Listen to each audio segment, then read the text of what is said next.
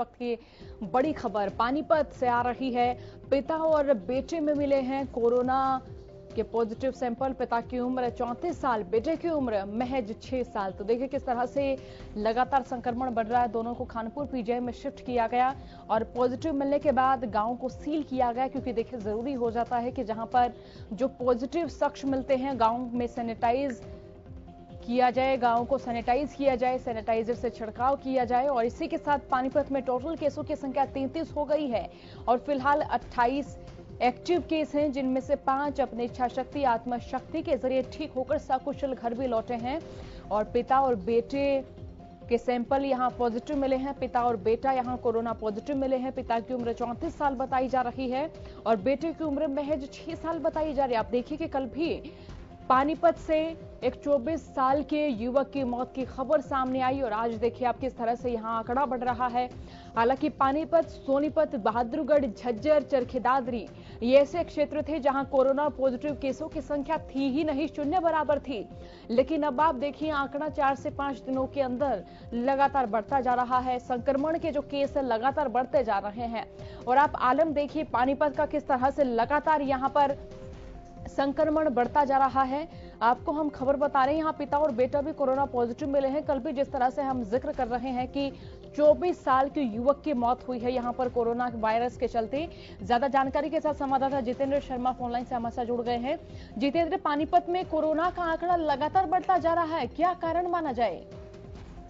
सोनिया, बिल्कुल देखिए, जिस तरीके से 24 वर्ष का युवक जो था कल जिसकी मृत्यु हुई थी वो कोरोना पॉजिटिव पाया गया और उसके बाद इसराना उपमंडल में ये गांव पड़ता है कालखा, वहां पर जो है पिता पुत्र जो है, और पिता की आयु 34 वर्ष है और जो पुत्र है उसकी आयु जो है सिर्फ 6 वर्ष है।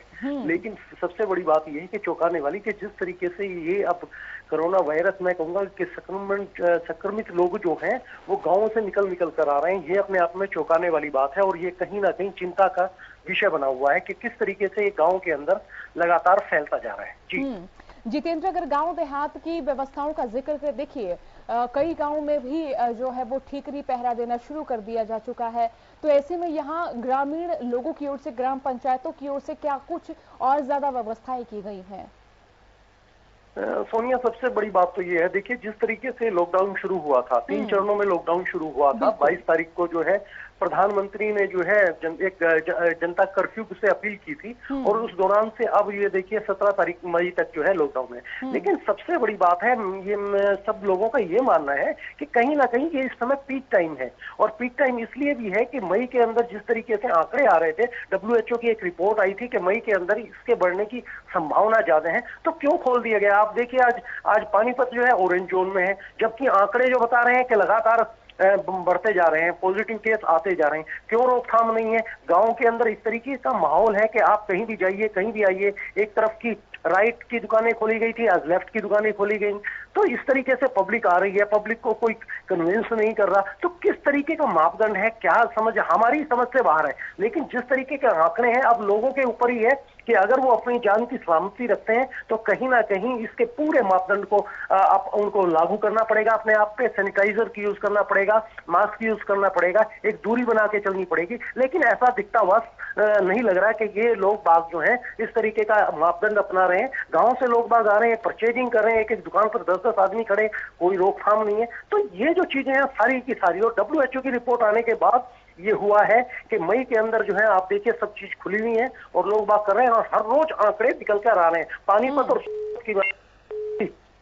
जी बहुत बहुत शुक्रिया जितेंद्र तमाम जानकारी के लिए। तो देखिए लगातार हम आंकड़ों से आपको मुखातिब करा रहे हैं और पानीपत से देखिए लगातार आंकड़ा बढ़ता जा रहा है। पिता और बेटा यहां कोरोना पॉजिटिव मिले हैं। पिता की उम्र 34 साल है, बेटे की उम्र देखिए 6 साल है और दोनों को खानपुर पीजीआई में शिफ्ट किया गया है। पॉजिटिव मिलने के बाद इनके गाँव को भी सील कर दिया गया है और फिलहाल पानीपत में टोटल केसों की संख्या 33 हो गई है।